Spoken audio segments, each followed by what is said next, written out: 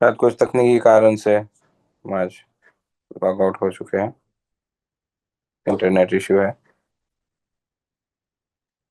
तो गुरुराज अपना जर्नी कहिए या अपनी मेमोरीज शेयर कर रहे थे किस प्रकार से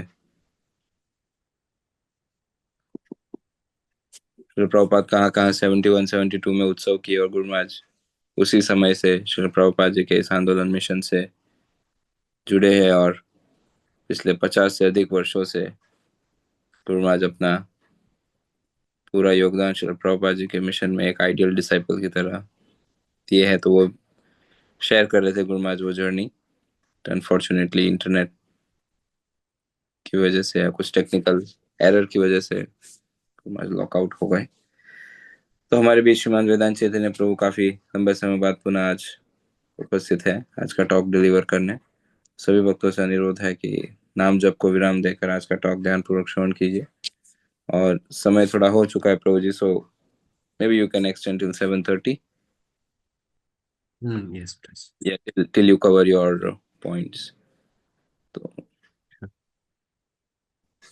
हरे कृष्ण सभी भक्तों को सादर धन्यवाद प्रणाम एंड परम पूज्य गुरु महाराज श्री के चरणों पे हमारे धन्यवाद प्रणाम। ओम ज्ञानतिमिरन्दस्य ज्ञानाञ्जन शलाकया चक्षुरुन्मिलितं येन तस्मै श्री गुरवे नमः। नमो विष्णुपादाय कृष्णपृष्ठाय भूतले श्रीमते भक्तिवेदांत स्वामिनिति नामिने नमस्ते सारस्वती देवे गौरवाणी प्रचारिणे निर्विशेष शून्यवादी पाश्चात्य देशतारिणे श्री कृष्ण चैतन्य प्रभु नित्यानंद श्री अद्वैत गदाधर श्रीवासादि गौर भक्तवृंद। हरे कृष्णा कृष्णा कृष्णा हरे हरे हरे राम राम राम हरे हरे। हरे कृष्णा सभी भक्तों को स्वागत है। वैसे पिछले 3 दिनों से आनंद शेष प्रभु बहुत सुंदर प्रकार से नित्यानंद प्रभु की कथा शिक्षाएं और उनकी नित्यानंद प्रभु के तत्व इत्यादि के संबंध में बहुत ही सुंदर प्रकार से प्रभु जी ने अ, व्याख्या की, खास करके चैतन्य चरितामृत से पढ़कर सुना रहे थे।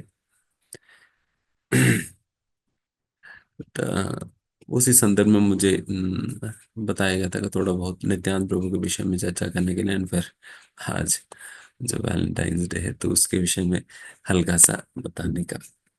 तो आज हम उसी के विषय में हम चर्चा करेंगे।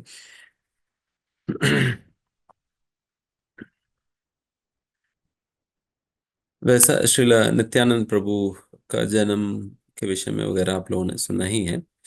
एक चक्कर धाम में हड़ाई पंडित पद्मावती की सुपुत्र के रूप में उनका जन्म होता है। फिर उसके उपरांत 12 साल तक एक चक्कर गांव में ही रहते हैं। फिर उसके उपरांत 13वीं साल में ही वो सन्यासी जो जिसके विषय में अंशेष प्रभु बता रहे थे, ये 13th ईयर में 13वीं साल में सन्यासी आते हैं हड़ाई पंडित के घर पे। देन फिर वो उनकी सेवा करते हैं। देन फिर हड़ाई पंडित पूछते हैं कि आपकी सेवा हम और क्या कर सकते हैं। देन फिर वो सन्यासी कहते हैं हाँ हम बहुत अच्छा सा आप हमारी सेवा कर सकते हो, कैसे कि आप अपने बेटे को मेरे को देकर। देन फिर जब हड़ाई पंडित ने ऑलरेडी पूछ लिया फिर उनको वो सेवा देना ही पड़ा, हालांकि उनकी इच्छा तो नहीं था, बट फिर भी उन्होंने जिस प्रकार की वचन दिया है तो वो उस वचन से बद्ध होकर फिर उन्होंने अपना पुत्र को उस सन्यासी को सौंप दिया हुआ था। फिर उसके उपरांत हड़ाई पंडित नित्यानंद प्रभु की अम, नित्यानंद प्रभु से विरह सह नहीं पाने के कारण कुछ समय के बाद हड़ाई पंडित को अपना शरीर छोड़ना पड़ा। एंड फिर लगभग 20 वर्षों तक नित्यानंद प्रभु जो है सन्यासी के साथ अनेक तीर्थों में भ्रमण किया। जिस प्रकार से बलराम जी ने कुरुक्षेत्र युद्ध के दौरान भ्रमण किया, तो उसी प्रकार से यहाँ पर नित्यानंद प्रभु ने भी पूरा भारतवर्ष में उस सन्यासी की सेवा करते हुए उन्होंने भ्रमण किया। फिर उसके उपरांत लगभग 32 साल की उम्र जब नित्यानंद प्रभु का था, 32 साल के मतलब लगभग 12 साल तक नित्यानंद प्रभु एक चक्र गांव में रहे, 20 साल सन्यासी के साथ रहे, फिर अभी टोटल 32 हुआ ना। तो 32 साल की उम्र में नित्यानंद प्रभु चेतन महाप्रभु से मिलने पहुंचते कहा नवद्वीप धाम पहुंच जाते हैं। फिर 32 साल पे उसी मतलब उस समय चैतन्य महाप्रभु की आयु 20 साल के थे। लगभग चैतन्य महाप्रभु नित्यानंद प्रभु की आयु में 12 साल के अंतर था। अंतर था। 12 साल बड़े थे नित्यानंद प्रभु। तो फिर दोनों की मुलाकात होती है नंदनाचार्य के घर पे। आप लोगों ने सुना ही होगा किस प्रकार से पहला आकर नित्यानंद प्रभु नंदनाचार्य के घर पे छुप जाते हैं, फिर चैतन्य महाप्रभु उन्हें ढूंढने के लिए हरिदास ठाकुर को भेजते हैं। एंड हरिदास ठाकुर ढूंढ ढूंढ कर थक जाते हैं, फिर वापस लौटते हैं कि महाप्रभु कहीं नहीं मिल रहे हैं, क्या करें। देन फिर महाप्रभु सोचते हैं कि ठीक है, आप लोगों को तो नहीं मिलेंगे तो मैं खुद ही ढूंढने जाऊंगा करके फिर महाप्रभु खुद निकलते हैं ढूंढने। फिर महाप्रभु को तो पता ही है क्या ढूंढना है, तो कहाँ छुपा हुआ है तो महाप्रभु को पता है। फिर सीधा महाप्रभु नंदनाथ आचार्य के घर पे पहुंच जाते हैं। फिर वहां पर नित्यानंद प्रभु का और चैतन्य महाप्रभु की पहली बार मुलाकात उस घर में होता है। इसलिए उसी के संस्मरण में आज भी वहां पर गौनिताई की वहां पर अ, मिलन स्थान जो है वहां पर बना हुआ है, वहां पर मंदिर है गौ निताय की। वैसे तो अक्सर हम लोग तो गौ निताय कहते हैं। बट अगर गौ निताय करके अगर हम कहें एक चक्र गांव में जाकर अगर गौ निताय कहे, देन डांट पड़ेगा। हम्म, देन डांट पड़ेगा, अरे आप गौ निताय कैसे कह सकते हो करके। जय प्रताप स्वामी महाराज ये बात कह रहे थे एक बार। जय प्रताप स्वामी महाराज कहते हैं कि गौ निताय नहीं, वहां वहां के लोगों की भावना ये है, देखिए नित्यानंद प्रभु की कृपा के बिना कौन गौर को प्राप्त कर सकता है। हम्म, नित्यानंद प्रभु की कृपा के बिना पहले नित्यानंद प्रभु की कृपा प्राप्त करना होगा, फिर उसके उपरांत ही गौरांग महाप्रभु की कृपा प्राप्त होगा। तो इसलिए पहला नित्यानंद प्रभु का नाम लेना है, फिर उसके बाद गौरांग महाप्रभु के। इसलिए आपको गौर निताय नहीं बल्कि निताय गौर कहना चाहिए, निताय गौर।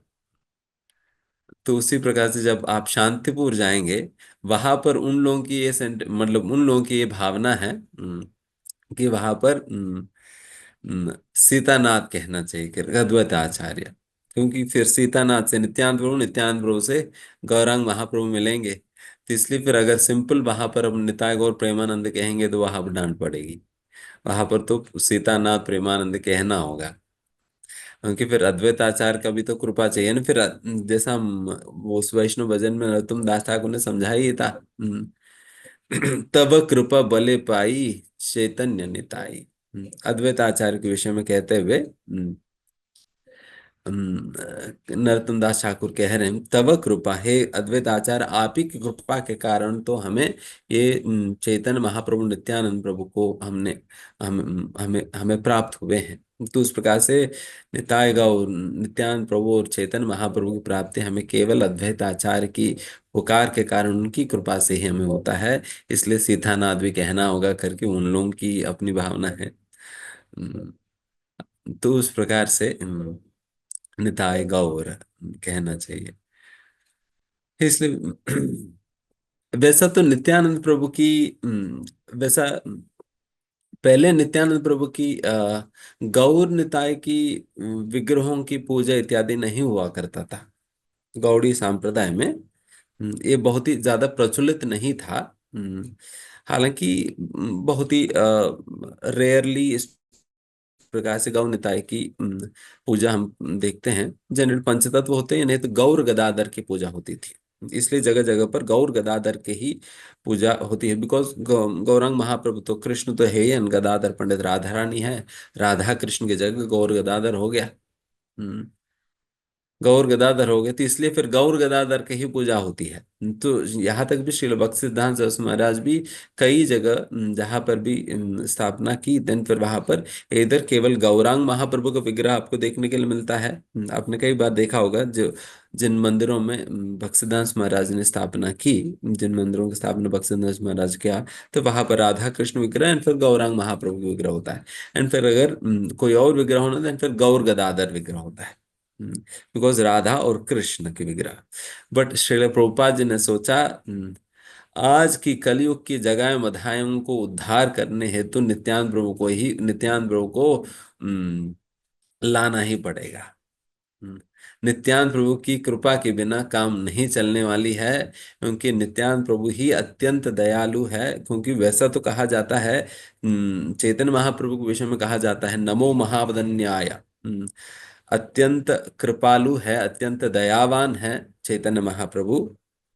अत्यंत दयावान है चैतन्य महाप्रभु, इसलिए महावदन्याय, द मोस्ट मुनिफिशेंट इंकारनेशन कहा जाता है। अत्यंत दया मूर्तिमान स्वरूप है चैतन्य महाप्रभु। ऐसा चैतन्य महाप्रभु से भी ज्यादा दयालु है नित्यानंद प्रभु। इसलिए जगाए मदाए को उद्धार चैतन्य महाप्रभु ने नहीं की, बल्कि नित्यानंद प्रभु की कृपा से हुई है। और वैसा तो इस आज के समय पर तो हजारों हजारों लाखों लाखों करोड़ों जगह मदाहे से ही पूरा कलयुग की समय पूरा भरा हुआ है। तो फिर ऐसा जगह मदाएं को उद्धार करने के लिए तो फिर नित्यानंद प्रभु को तो आना ही होगा करके, तब इस प्रकार से सोचकर हम सभी लोगों के उद्धार करने हेतु श्रील प्रभुपाद जी ने भी नित्यानंद प्रभु की आराधना का स्थापना किया। तब से जाकर फिर हमारा इस्कॉन में ही खास करके आप देख सकते हो, चाहे कोई भी मंदिर में अगर राधा कृष्ण ना भी हो, कोई कोई मंदिर में राधा कृष्ण भी नहीं है, बट फिर निश्चित निश्चित रूप से गौ निताय का तो विग्रह होना ही है।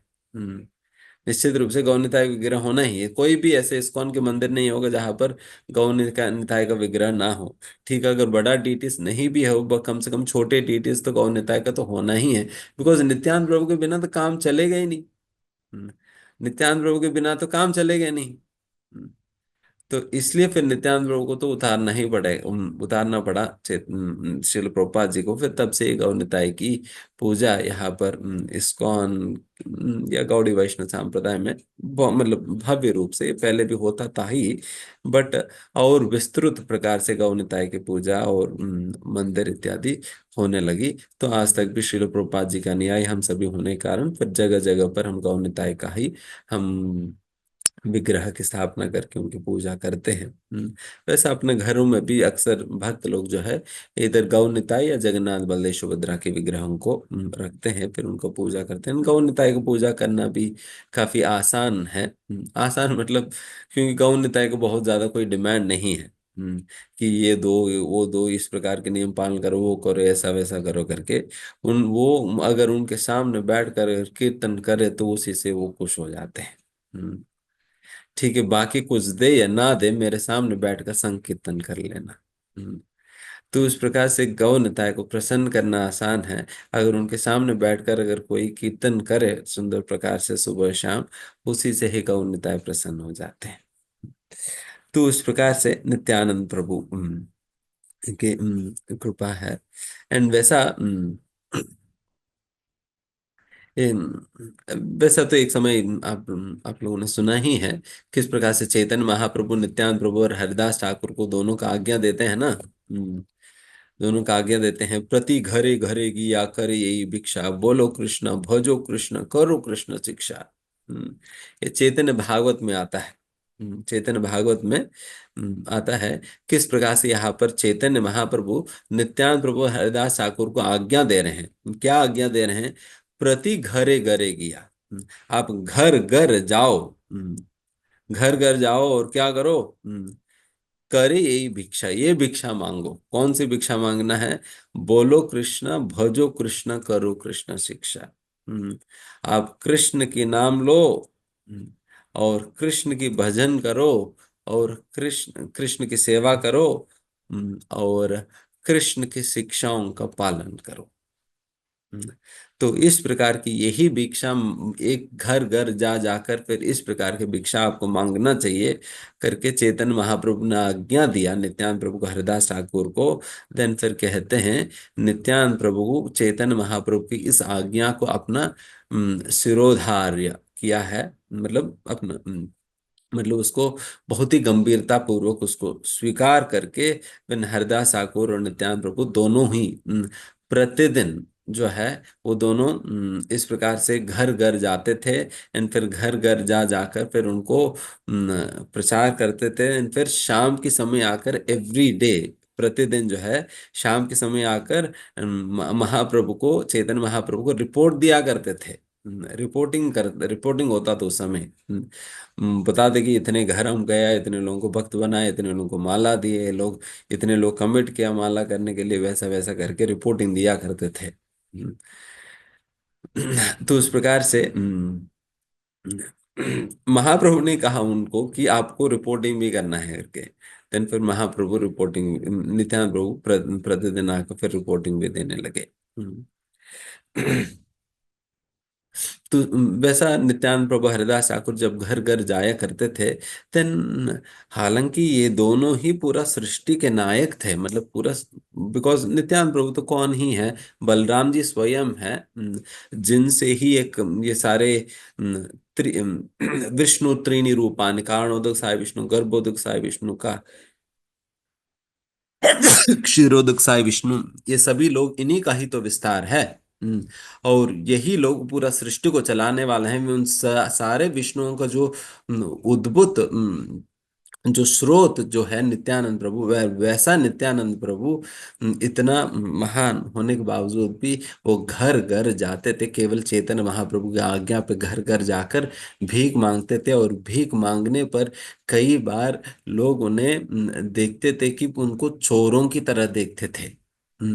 अरे चोर आ गया, चोर आ गया, ये लोग मतलब नहीं तो इस प्रकार से घर घर जाकर ऐसा क्यों करेंगे, तो ये लोग तो चोर ही होंगे। फिर पहले ही वो किसी बड़ा चोर की ये स्पाई बनकर आए थे, केवल ये देखने की कैसे चोरी करे क्या करे, तो इनको इनको भगा देना चाहिए करके उनको भगा देते थे।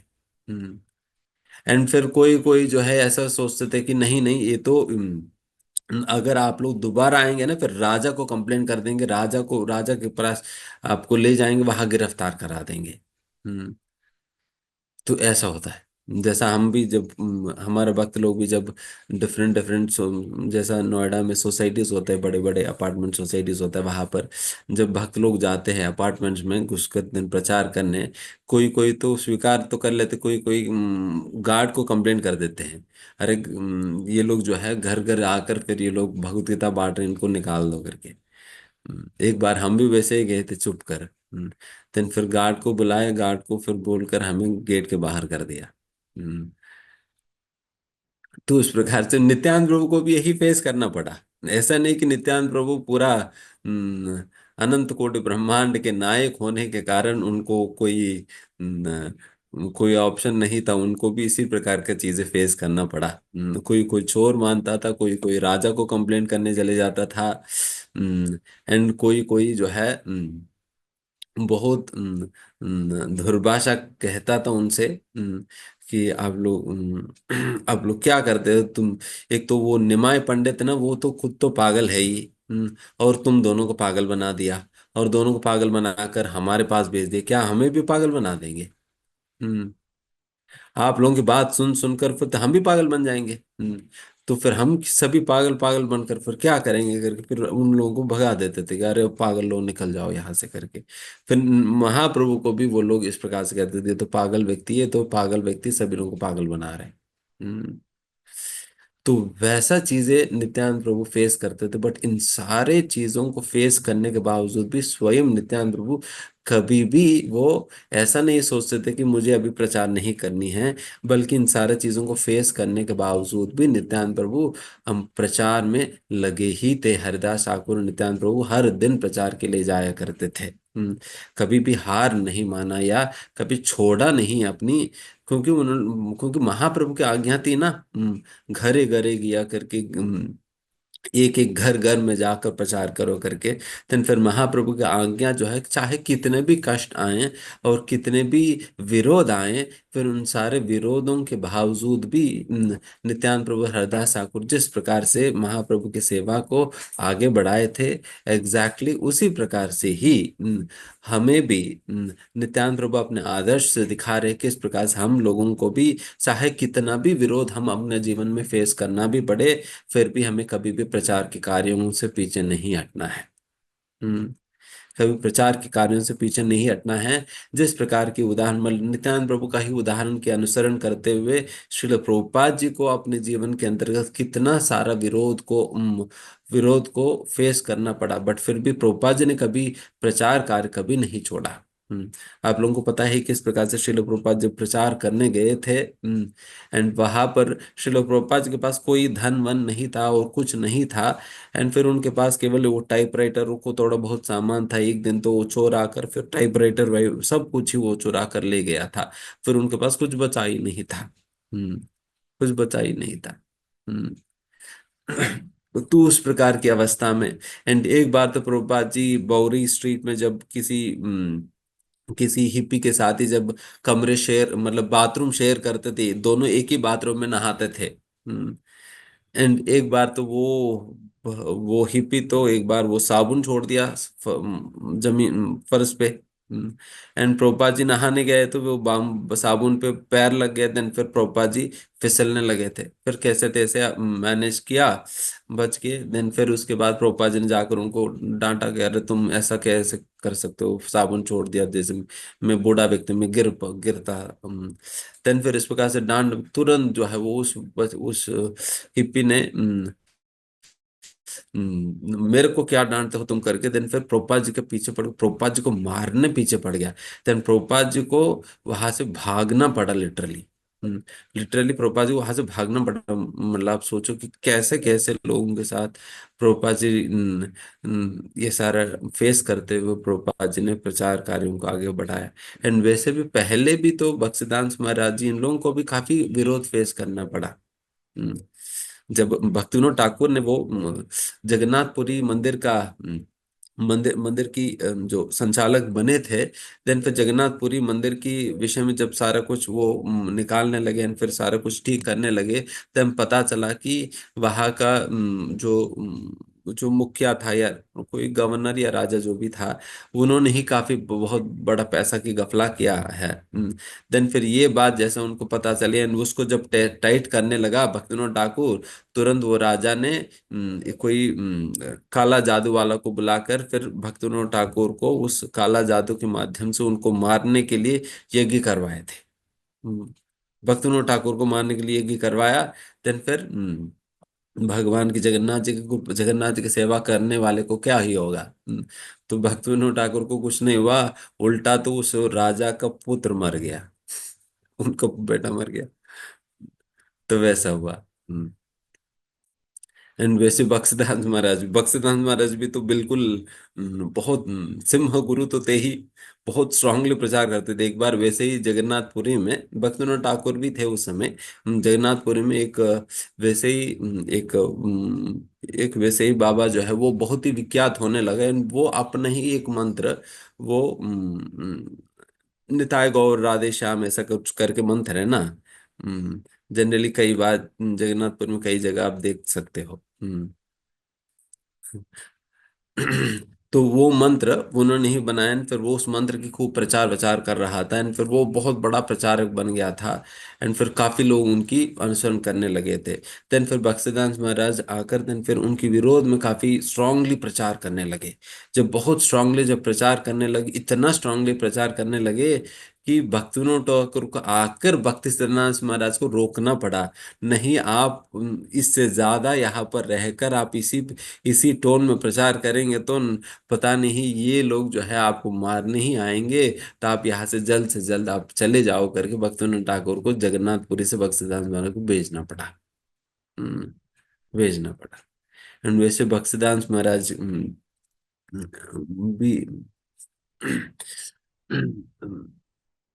बक्सीदास महाराज भी खास करके ये जो अम,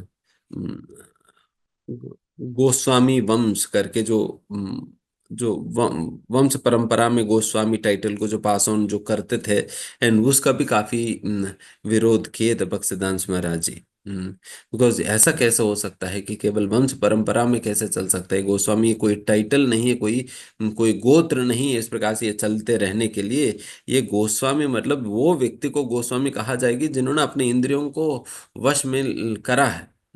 बट हर कोई व्यक्ति चाहे उनका इंद्रिय कितना भी इंद्र तृप्ति में लगा हुआ, फिर भी उनको कैसे गोस्वामी कहा जा सकता है करके फिर बक्स जब पूरा विरोध किया, देन फिर मतलब ऐसा था कि मतलब एक समय बक्सीदास महाराज जब नवद्वीप धाम में परिक्रमा लेकर जब चलते थे नवद्वीप धाम की परिक्रमा, एंड इतना विरोध था कि भक्तिदास महाराज के ऊपर उनकी परिक्रमा की टॉली के ऊपर कई लोग तो पत्थर वत्थर फेंकते थे, पत्थर फेंकते थे रोकने।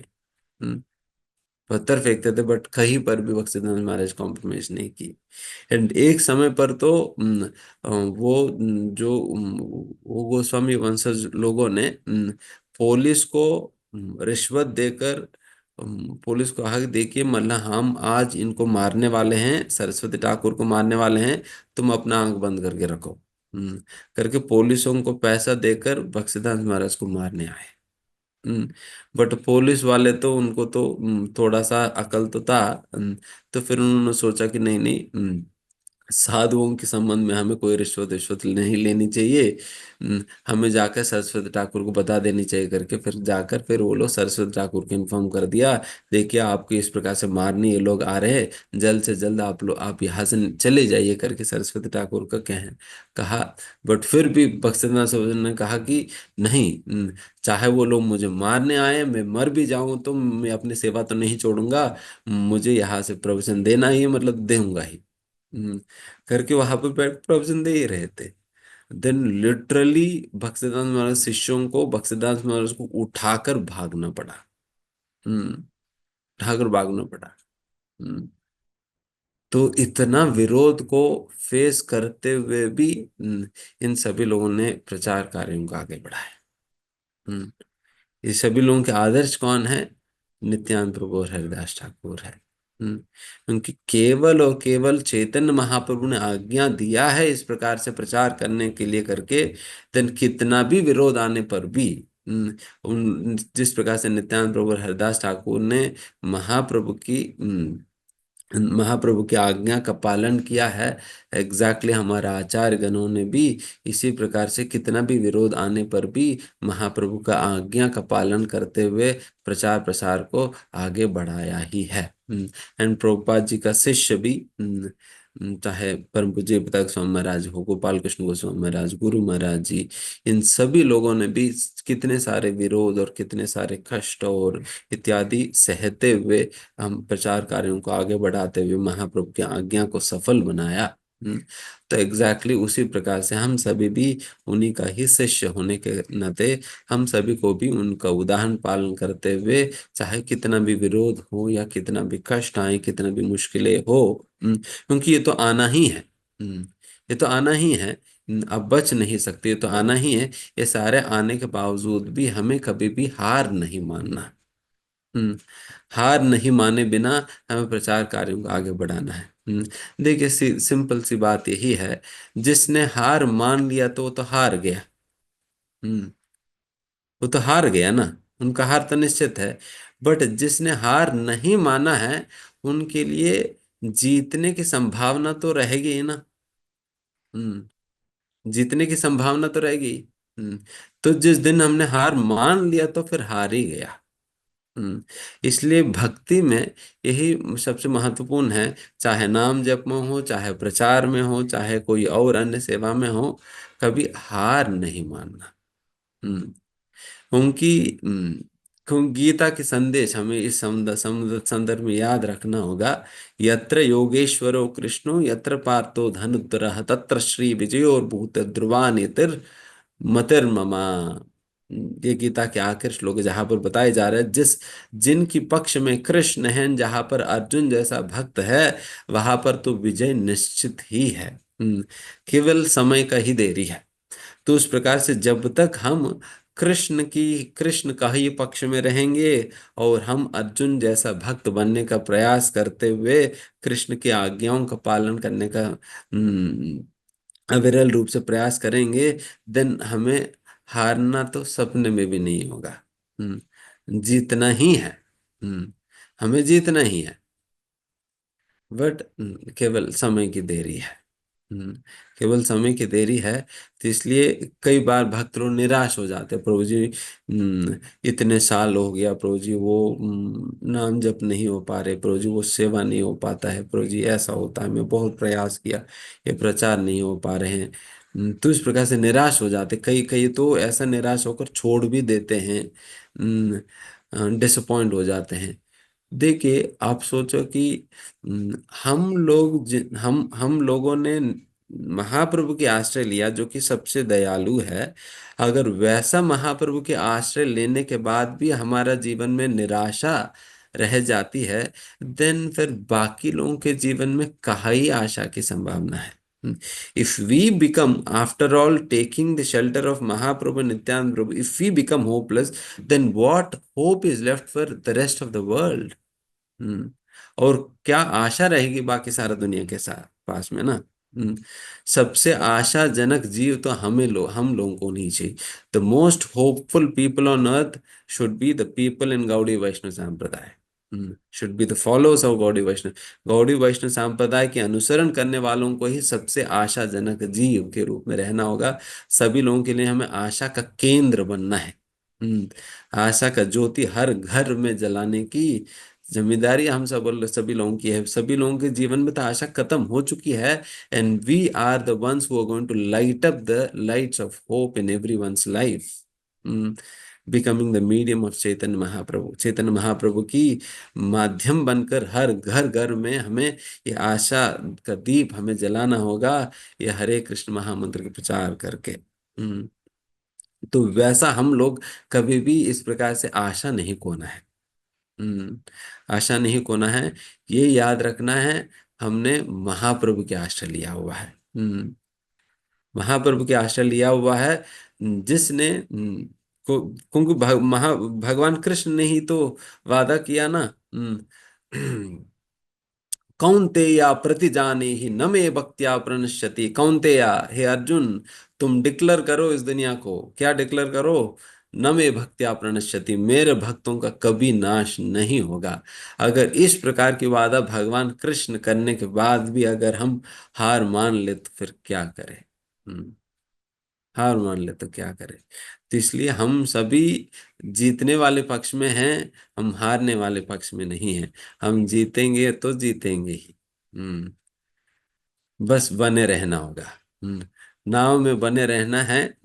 नाव नहीं उतरना है। हमारा नाव तो पहुंचना ही है, दूसरे पर तट पे पहुंचना ही है।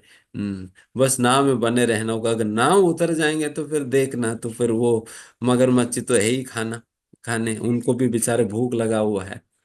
हम्म, वो तो खा लेगी। तो हमें नाव नहीं उतरना है, नाव में बने रहेंगे। देन गुरु कर्णधारम, जो हमारा नाव के कैप्टन है, तो वो हमें हमारे नाव को ले जाएंगे, फिर दूसरे तट पे पहुंचा देंगे, जहां पर हमें महाप्रभु नित्यानंद प्रभु की चरणों की आश्रय में प्राप्त होगा। निताय पद कमल कोटि चंद्र सुशीतल, जे चाया जगत जुड़ाए। जिनके चरणों की आश्रय में सारा जगत रहने वाली है, वैसा नित्यानंद प्रभु की चरणों की प्राप्ति हम सभी लोगों को होगा। अगर बने रहे तो गुरु की आश्रय में। एंड वैसा तो नित्यानंद प्रभु के चरणों के आश्रय और गुरु के चरणों के आश्रय मतलब एक ही है। बिकॉज गुरु ही नित्यानंद प्रभु की प्रतिनिधि है। प्रतिनिधि है। एंड गुरु गुरु के माध्यम से ही नित्यानंद प्रभु हमारे ऊपर कृपा करने वाले हैं। तो वैसा गुरु की शरणों के आश्रय लेकर उनकी आज्ञाओं का पालन करते हुए हमें इस नाम में बने रहना है। ठीक है, तो बस लास्ट कमेंट ही मैं कहकर समाप्त हूँ, बिकॉज मुझे बताए थे उसके विषय में बताने के। वैलेंटाइंस डे है आज, 14 फरवरी। कई कॉलेज, कई सोसाइटीज में, कई कॉलेजेस में लोग मनाते हैं। बेसिकली ये वैलेंटाइन वैसा तो एक सेंट था। एक राजा था उस समय, जिसने शादियां शादियां होना बंद कर दिया उसने। एंड इस वैलेंटाइन ने क्या किया, उस राजा का विरोध करते हुए छुप छुप कर उन्होंने कई लोगों की शादियां कराने लगे। जब राजा को पता चली इसने ऐसा ऐसा कर रहे करके, देन फिर वैलेंटाइन को उन्होंने जान से मार दिया था। तो इसलिए फिर उस वैलेंटाइन की संस्मरण में ये होने लगी। देन फिर ये पता नहीं क्या क्या रूप लेने लगा। बट अल्टीमेट बात यही है जो चैतन्य चरितामृत में कहा जाता है इसके संबंध में। आत्मेंद्रिय प्रीति इच्छा धरे, तारे बोली काम, कृष्णेंद्रिय प्रीति इच्छा धरे प्रेमना। जब तक हम अपनी इंद्रियों को तुष्टि चाहते हुए कार्य करेंगे, उसको काम वासना कहा जाता है। जब भगवान श्री कृष्ण की इंद्रियों को तुष्ट करने का जब प्रयास होता है, देन उन कार्यों को ही प्रेम कहा जाता है। एंड जो कुछ भी आज के समय पर प्रेम के नाम पे चलता है, वो एक्चुअली में काम वासना है। एंड दौर्भाग्यवश राधा कृष्ण के दिव्य प्रेम को लोग सोचते हैं काम। देखिए मतलब भौतिक दुनिया की काम को प्रेम कह रहे हैं, एंड फिर भगवान राधा कृष्ण के दिव्य प्रेम को काम वासना कहते हैं। ये मूर्ख लोगों को कौन समझाएगा? हम्म उसको कहते हैं प्रेम, एंड फिर इसको राधा कृष्ण के दिव्य प्रेम को कहते हैं काम। बट इन लोगों को पता ही नहीं कि असलियत में प्रेम की परिभाषा होता क्या है। इसलिए फिर आप देखिए, फिर जो कुछ भी प्रेम प्रेम करके लोग पहले ऐसे ही कहते, देन फिर उसके बाद लव मैरिज होता है। एंड फिर इन कितने सारे लव मैरिज सारा फेल हो जा रहे हैं ना। डाइवोर्स हो जा रहे हैं। वाई? बिकॉज ये सारा प्रेम जो है, बिकॉज प्रेम ये कोई सेंटिमेंट नहीं है। प्रेम ये असलियत में ये जागृत होता है सेवा के आधार पे। जो प्रेम सेवा के आधार पर जागृत नहीं हुई है, देन फिर वो प्रेम कभी टिकने वाला नहीं है। वो प्रेम कभी टिकने वाला नहीं है। वो सेवा जैसे भगवान श्री कृष्ण के प्रति भी प्रेम हमारे अंदर कैसे जागृत हो रही है? कृष्ण की सेवा करने पे ही तो। हम्म तो उस प्रकार से प्रेम का आधार ही सेवा होता है। सेवा किए बिना तो प्रेम सारा खोखला खोखला ही रहता है। एंड फिर इसलिए सारा दुनिया मतलब आज के समय पर जो भी प्रेम प्रेम के रूप में जो कह रहे हैं, वो सारा असलियत में काम वासना है। केवल लोगों को अपनी इंद्रियों को तुष्ट करने का ही रुचि है। जब तक हम उनकी इंद्रियों को तुष्ट करने में सहायक बने रहते हैं, तब तक हम उनके मित्र बने रहेंगे। एंड जिस दिन हम उनकी इंद्रिय तृप्ति में बाधा बनेंगे, हमें वो लोग कांटे की तरह निकाल कर फेंक देंगे। हम्म कांटे की तरह निकाल कर फेंक देंगे। हम्म इसलिए उस प्रकार की इसलिए फिर असलियत में हम प्रेम क्या होता है हमें समझना होगा। वो केवल और केवल महाप्रभु नित्यानंद प्रभु के आश्रय लेने पर ही प्रेम असलियत में होता क्या है इसको समझ पाएंगे। तो इसलिए प्रभुपाद जी की शिक्षाओं के अनुसार हमें असलियत में प्रेम की परिभाषा समझ कर हमें, बिकॉज प्रेम की परिभाषा समझाते हुए चैतन्य चरितामृत में इस प्रकार एक जगह पर इस प्रकार से कहते हैं कि देर although there could be thousands and thousands of reasons to separate, but still they can't. हालांकि दोनों अलग अलग होने के लिए हजारों कारण होने के बावजूद भी हम्म, वो एक दूसरे को छोड़ नहीं पाते हैं। एंड वही है राधा कृष्ण के बीच में जो दिव्य प्रेम है, क्योंकि राधा कृष्ण का भी रोज तो कुछ ना कुछ झगड़ा होता ही है। तो उस प्रकार से राधा रानी के पास भी कृष्ण के पास भी हजारों कारण हो सकते हैं एक दूसरे को छोड़ने के लिए। बट फिर भी उन दोनों के आपस के ऐसा घनिष्ठ संबंध है, प्रेम है, कभी भी चाहे कितने भी कारण होने के बावजूद भी एक दूसरे को छोड़ नहीं पाते हैं। एंड असलियत में इसको ही प्रेम कहा जाता है। हम्म इसको ही प्रेम कहा जाता है। चाहे कितना भी कारण हो, वो एक दूसरे को छोड़ नहीं पाते, तो वैसा होता है। हम्म तो इसलिए असलियत में प्रेम होता है ये समझते हुए हमें, बिकॉज दुनिया को शास्त्रों के दृष्टिकोण से देखना है ना, एंड तभी शायद हमें इसके विषय में बताने के लिए कहा गया था। ठीक है, तो हम यहाँ पर समाप्त करते हैं। आपके समय के लिए बहुत बहुत धन्यवाद। हरे कृष्णा। श्रील प्रभुपाद की जय। थैंक यू वेरी मच रोजी, बहुत धन्यवाद। आपने कम समय में दोनों विषयों को अच्छे से सर्च किया। सो कल तक तो हम नित्यानंद प्रभु की कथा सुन ही रहे थे, सो आज एकदम से दूसरे विषय में जाए उससे पूर्व हमने सोचा एक बार रिवाइज कर ले या रिवीजन हो जाए, या हम संक्षिप्त में श्री नित्यानंद राम के जीवन चरित्र या उनकी दिव्य लीलाएं के दिव्य कार्यों को थोड़ा सा स्पर्श कर ले। तो आइए हमारी परंपरागत पद्धति से महामंत्र का उच्चारण करके श्रीमान वेदांत चैतन्य प्रभु का करते हैं आज के इस सत्र के लिए। हरे कृष्णा कृष्ण कृष्ण हरे हरे, हरे राम राम राम हरे हरे। श्री हरिनाम प्रभु की जय। हरे कृष्ण महामंत्र की जय। श्री श्री गौणिकाई की जय। श्रील प्रभुपाद की जय। परम पूज्य श्री लोकनाथ स्वामी गुरु महाराज की जय। वाञ्छाकल्पतरुभ्यश्च कृपा सिन्धुभ्य एव च पतितानां पावनेभ्यो वैष्णवेभ्यो नमो नमः। अनंत कोटि वैष्णव वृंद की जय।